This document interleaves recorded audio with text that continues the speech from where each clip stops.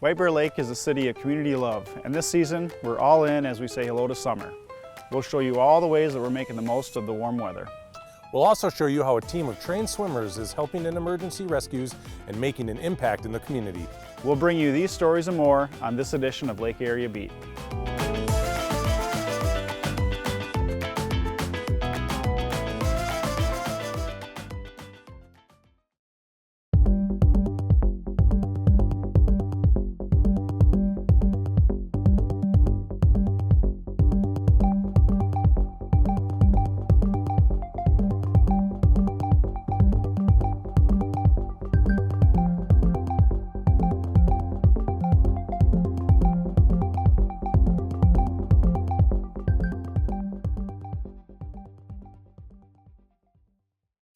I'm John Vetty. And I'm Josh Waylander. We're out at Matoska Park enjoying this picture-perfect day. And I hear this summer we have Fridays with firefighters going on. We do. Yeah, we host 3 kind of open house sessions at our South Fire Station where it's an open house. We bring the trucks out. We've got a bounce house when it's warm out.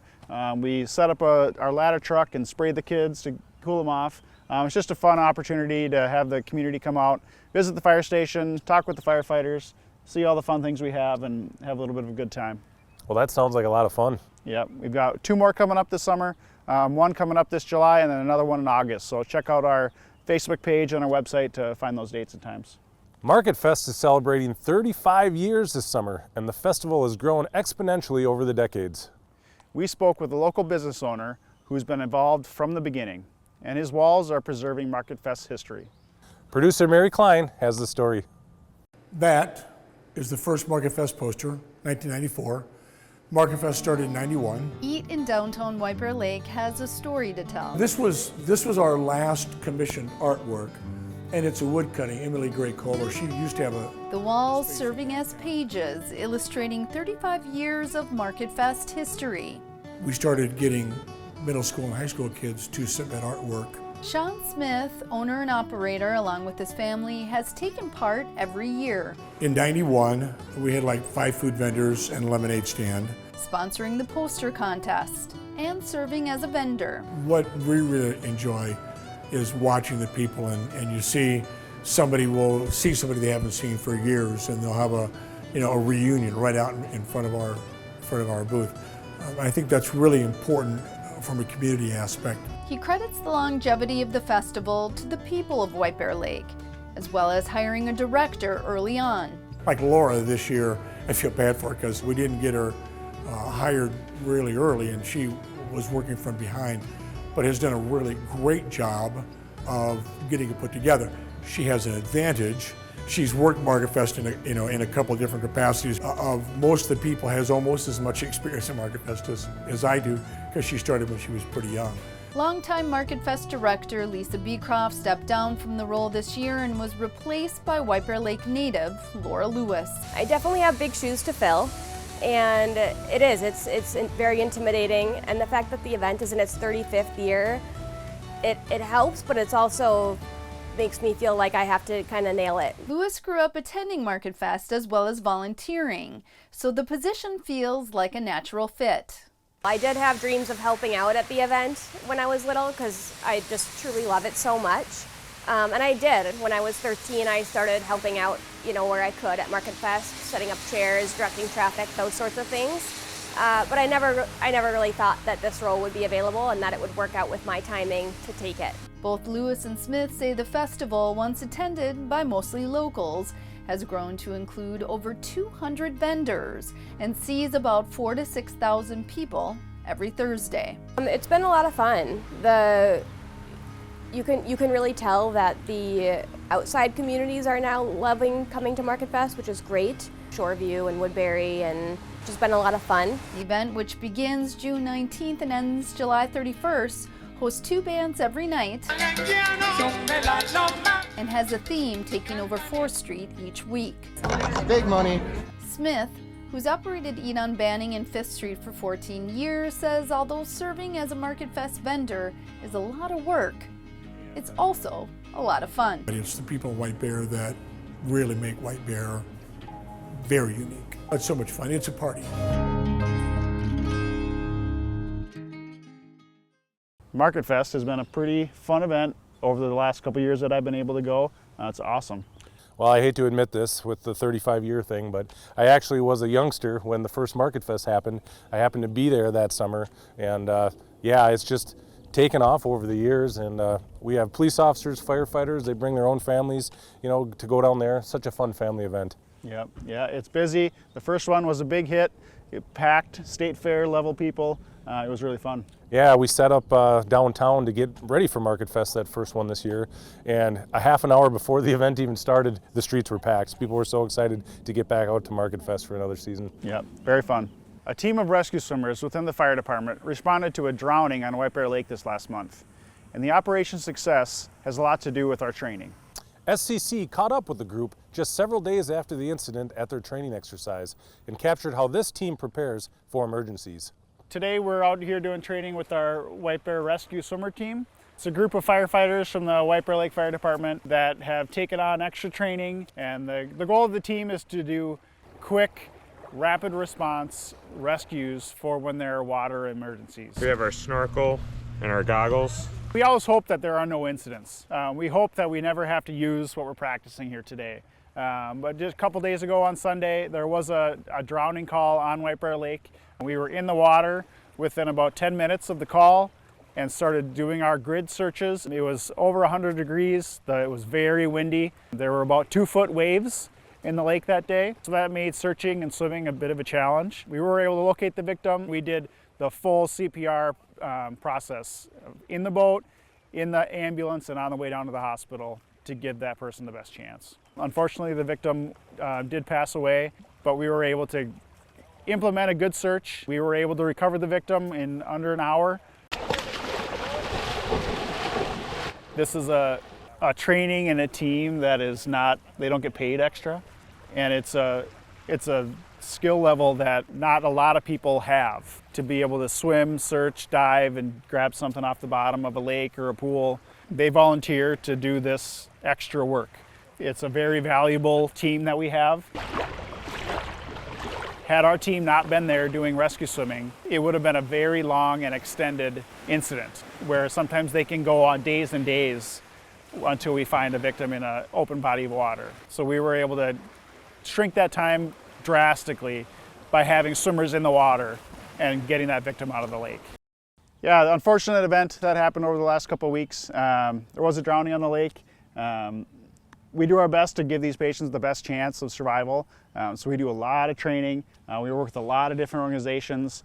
There was 40 to 50 firefighters and law enforcement personnel on the scene, trying our best to get this patient out of the water as quick as we can.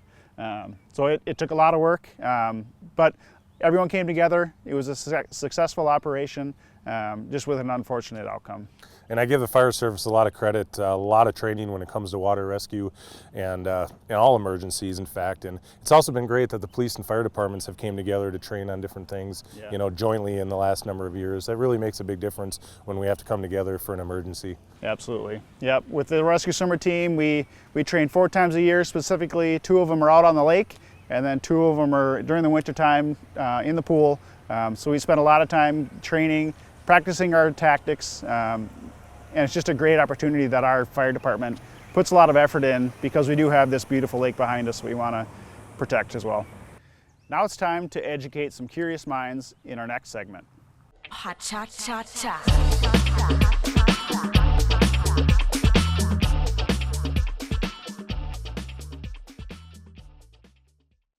My name is Beatrice. I go to Versati. I'm in 5th grade. And my question for the police is, what do you do when you pull someone over and you have to arrest them, but they have kids in the car? Thank you, Beatrice, for your question. To begin, if a child is always in the car, I like to smile and maybe wave and even say hi.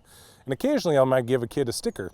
I want them to know that everything's going to be okay and it's not their fault, and I want them to feel comfortable.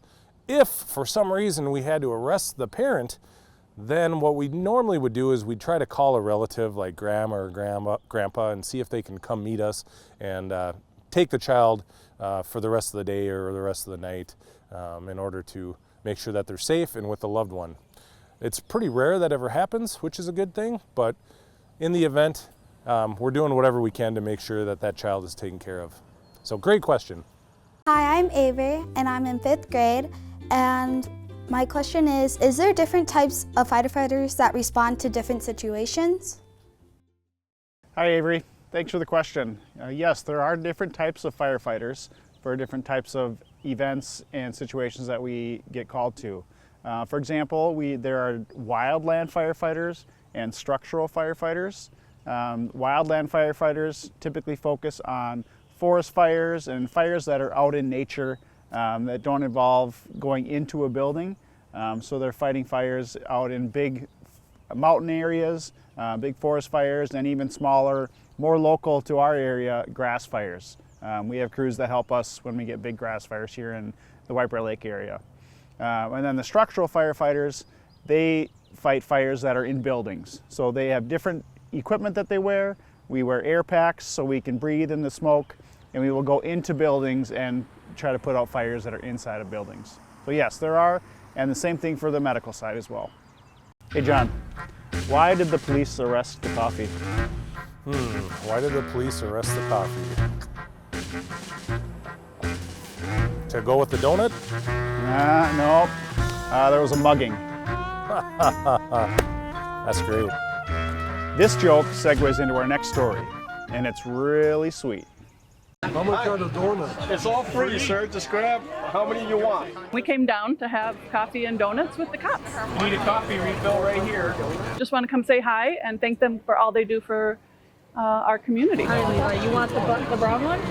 We just come here and we give out free donuts and coffee. We get to see a lot of the community members, and it's a different vibe from Market Fest and the other community events we have. There's no really a rule to this, however you want to do it. Okay, all right. You can go here, jump here. Yeah, the stereotype of that cops love donuts, but we take advantage of that, and everybody loves donuts. And so we have free donuts just to get people to come over and have conversations.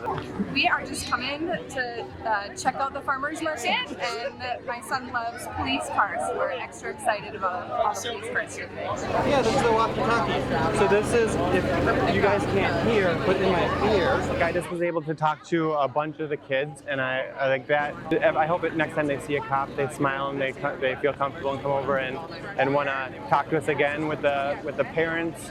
We see a lot of them at each event, and so we get to know them a little bit better. And if they ever did have an emergency, they might get to know us well enough where they feel very comfortable calling us. Help yourself. There's coffee on the side, and then there's water over there. Having that foundation of a relationship with the community is essential to having residents like myself just feel real comfortable reaching out.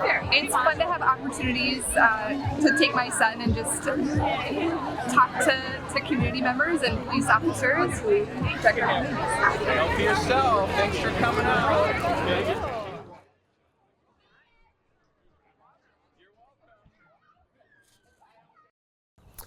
Well, hopefully you got to stop out at the coffee with the cops and donuts at the first farmers market that we had recently, because we had a ton of good donuts. We had a ton of support from vendors who donated things so that it was free to the community, and what a wonderful opportunity for community members to talk with officers and city staff and all the people that were down there. Yeah, great event, good weather again. We always associate donuts with our partners in Blue. So it's a fun event.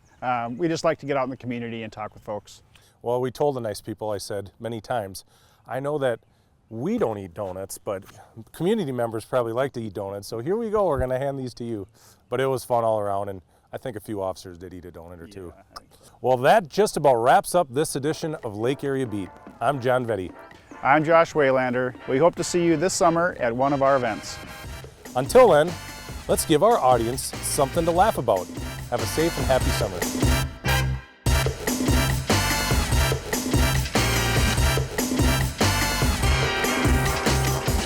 Why God made police officers joke? So that firefighters could have heroes. Hey John, why did the police arrest the celery? Why did the police arrest the celery? I give up. He was charged with stalking. You sound like Santa. Why do many fire departments keep Dalmatians? Well, historically it was to actually manage the horse.